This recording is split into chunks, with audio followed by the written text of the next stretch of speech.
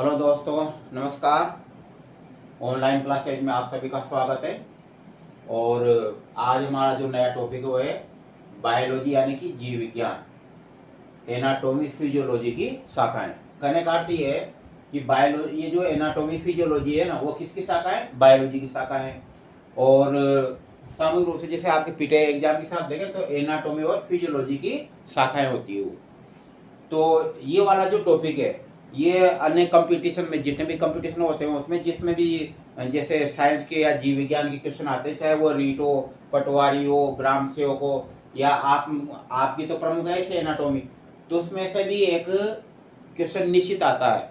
विश्वास नहीं तो आप उठा के देख लेना पुराना पेपर, तो इस टॉपिक में से एक क्वेश्चन निश्चित आता है।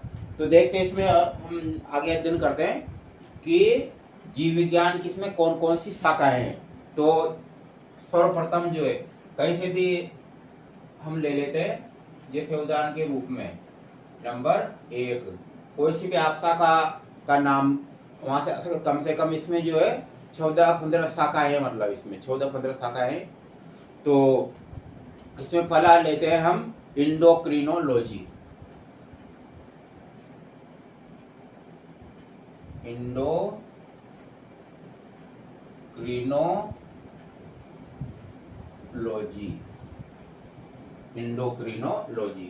यानी ये क्या है? अंतःस्रावी विज्ञान है। ये इसमें ज्यादा फोकस करना है कि ये अंग्रेजी के नाम से याद करना है। ये इंडोक्रिनोलॉजी यानी इसमें हिंदी में कहे तो क्या है? इसका अंतःस्रावी विज्ञान इसका नाम। तो इसमें काय का अध्ययन होता है? अंतःस्रावी ग्रंथियों का, अंतःस्रावी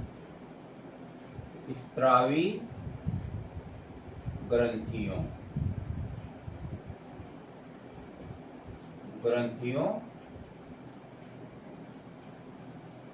का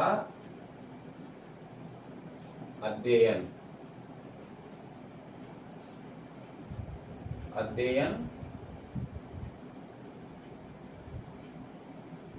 किया जाता है।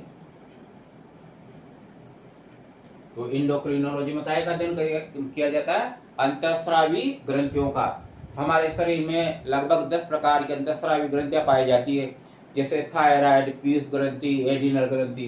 तो उन सभी ग्रंथियों का अध्ययन इसमें किया जाता है इंडोक्रिनोलॉजी में। क्योंकि आप जानते हो ना, अंतःस्रावी ग्रंथियों को अंग्रेजी में क्या कहते हैं?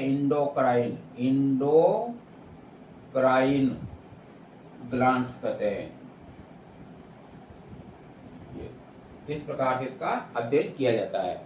इसके बाद है दूसरी, इसमें से कुछ आपको याद हो भी सकती है,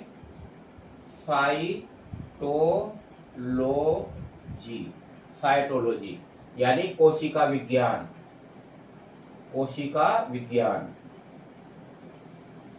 इसमें अध्ययन किया जाता है कोशिकाओं।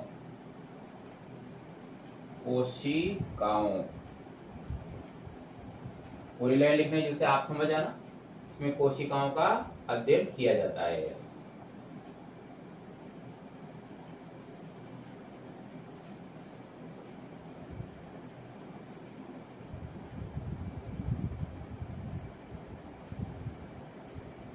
कोशिकाओं का अध्ययन किया जाता है।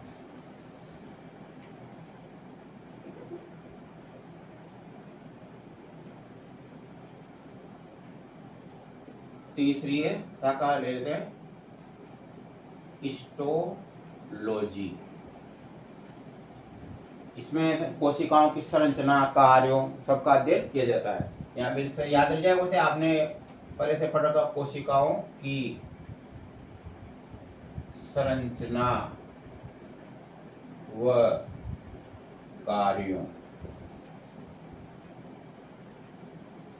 का अध्ययन, हिस्टोलॉजी। हिस्टो का मतलब है उत्तकों, उत्तक जो होते हैं ना, उत्तकों की संरचना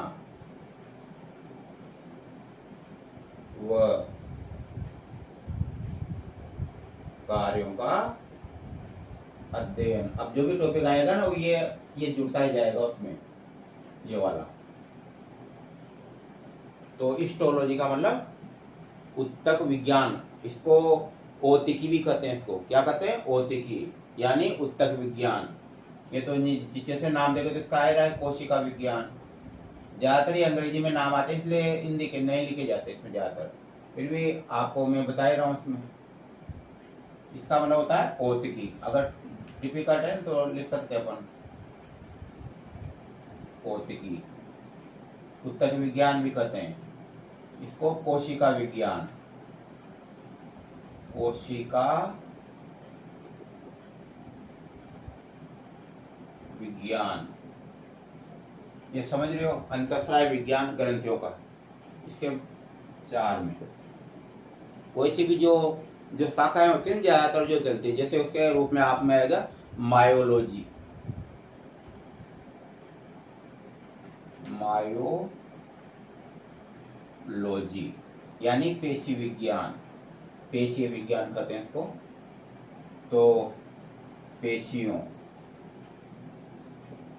पेशियों का अध्ययन, पेशियों का अध्ययन। नंबर 5 में चले तो जैसे कोई भी शाखा ले सकते हो जो अपने इसमें आ जाए, अपने दायरे में आती है, यानी अपने सिलेबस से संबंधित रहती है। जैसे उदाहरण के रूप में किन्सियोलॉजी,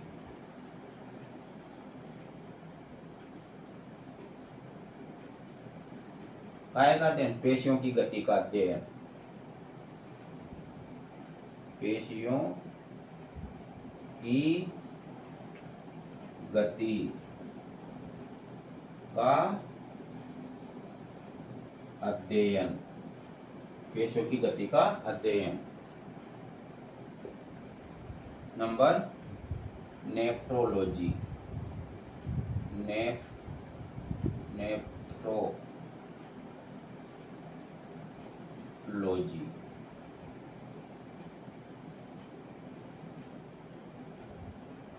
रक्त व उत्सर्जन तंत्र का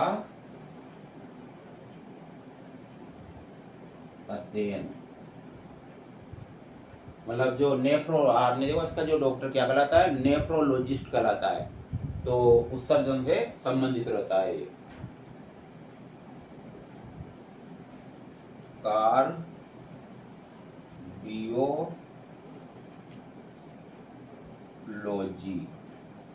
कार्डियोलॉजी,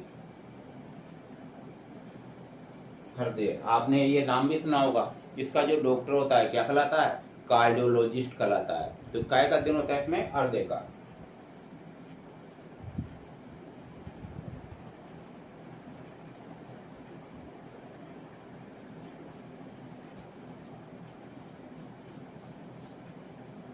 हृदय का अध्ययन। इसके बाद कोई सी भी आपकी जो शाखा है, मतलब वो अपने इसमें सब्जेक्ट के दायरे में आ जाए सारी सारी। तो कौन सी? आर्थोलॉजी, एक है आर्थोलॉजी। आर्थोलॉजी कैसे बना है? आर्थोलॉजी अर्थराइटिस से। अब अर्थराइटिस की जो प्रॉब्लम होती है वो कहाँ होती है? संधि और जोड़ों में होती है। संधियों व जोड़ों का अध्ययन। हमारे कंकाल तंत्र में जो संधि और जो जोड़ पाए जाते हैं ना, उनका अध्ययन किसमें किया जाता है? आर्थोलॉजी में किया जाता है। नंबर 9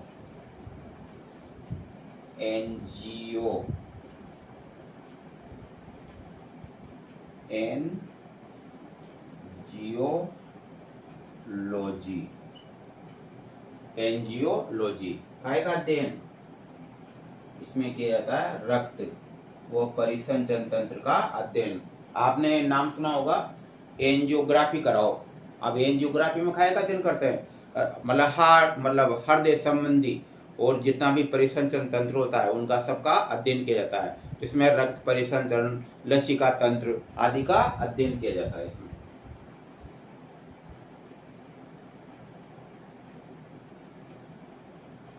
रक्त परिसंचरण,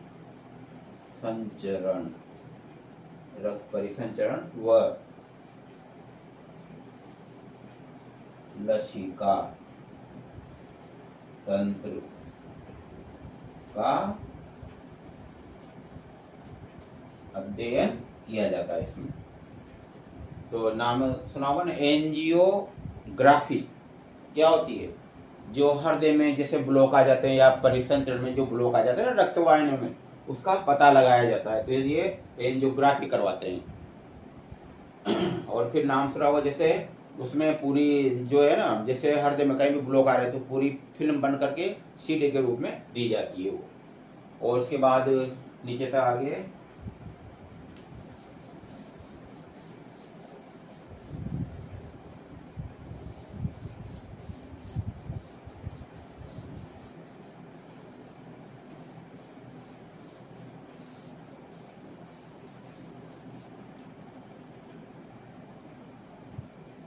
नंबर 10 में न्यूरोलॉजी,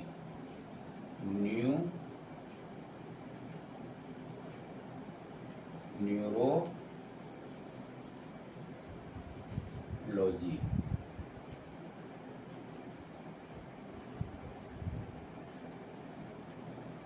मस्तिष्क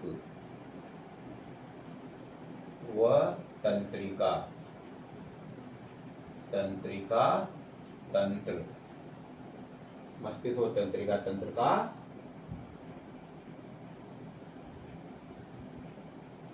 अध्ययन किया जाता है इसमें। इसके बाद है हीमेटोलॉजी,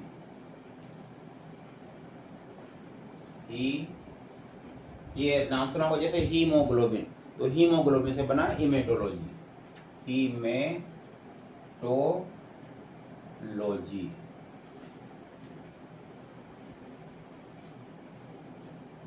रक्त की संरचना का अध्ययन, यानी रक्त भी कर सकते हैं रक्त का अध्ययन, लेकिन इसमें पूरी जो रक्त में जो भी पदार्थ पाए जाते हैं ना उनका अध्ययन किया जाता है इसमें। एम्ब्रियोलॉजी, एम्ब्रियोलॉजी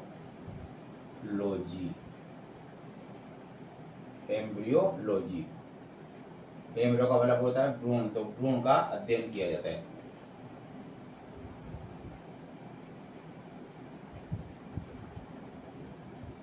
भ्रूण का अध्ययन किया जाता है।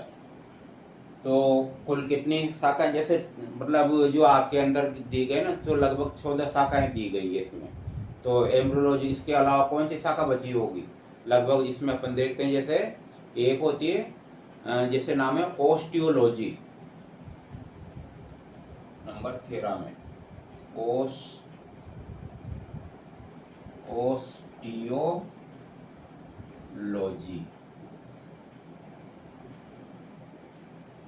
ओस्टियोलॉजी काय से संबंधित है? ये कंकाल से संबंधित है, तो इसमें काय का अध्ययन किया जाता है? अस्थियों का, अस्थियों का अध्ययन, अस्थियों का अध्ययन किया जाता है।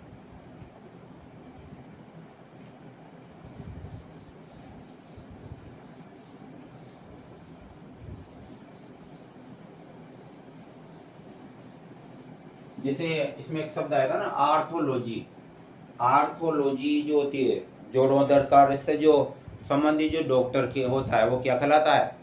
डॉक्टर का जो होता है ना, जैसे सर्जन जो होता है हड्डियों का, तो क्या कहलाता है? वो कहलाता है मुख्य रूप से आर्थोपेडिक्स कहलाता है। वो क्या कहलाता है? आर्थोपेडिक्स। और इसके बाद एक और बची है इसमें पैथोलॉजी, पैथोलॉजी, और इससे संबंधित डॉक्टर है ना वो क्या कहलाता है? पैथोलॉजिस्ट, यानी जो डायग्नोसिस करता है, यानी जो लैब में बैठता है ना, तो वो लैब में बैठ करके विभिन्न प्रकार की जो जांचें हैं उनको तैयार करता है, और उन जो जांच होती है जो अपन सैंपल दे के आते हैं तो उसका पता लगाता है वो। कि कौन सा रोग है कौन है, तो वो अलग से भी उसकी ट्रेनिंग होती है डॉक्टर की। तो काय का ये होता है, ये विभिन्न रोगों का अध्ययन।